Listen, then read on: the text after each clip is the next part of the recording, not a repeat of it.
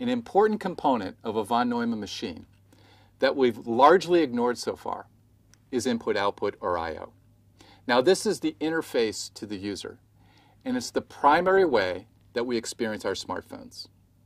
So for instance, if I touch an icon to open up an app, or I type on my keyboard, well, that's input. When I see that app opening, or I see my keystrokes, well, that's output. If I send a message to a friend, a text message, over the network, well, that's using the input part of that network.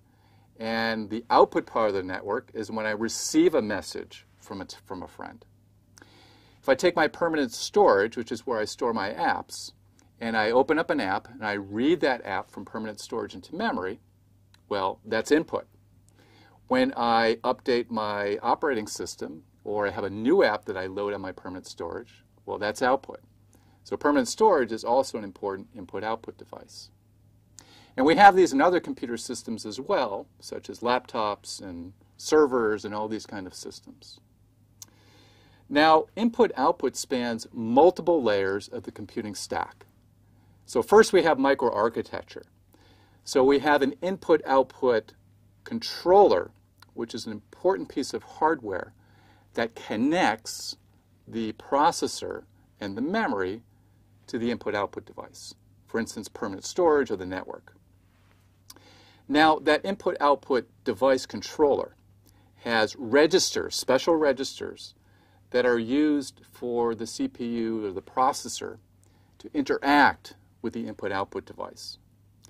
And the instruction set architecture comes into play because we need a way, we need instructions or some other means in order for the processor to read and write those registers.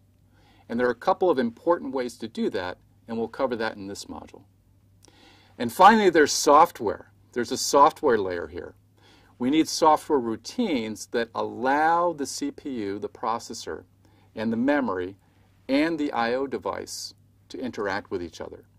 And we're going to write assembly language LC3 routines for input-output. So at the end of this module, you'll see all of those layers of the I/O stack. We'll update the LC3 microarchitecture with the details of input-output. And at the same time, we're also going to fill out the details of our memory system so you see how all this fits together. Then we're going to talk about the LC3 enhancements to the instruction set architecture in order to support input-output. And finally, we're going to develop LC3 assembly language routines for input-output devices. So let's get into it.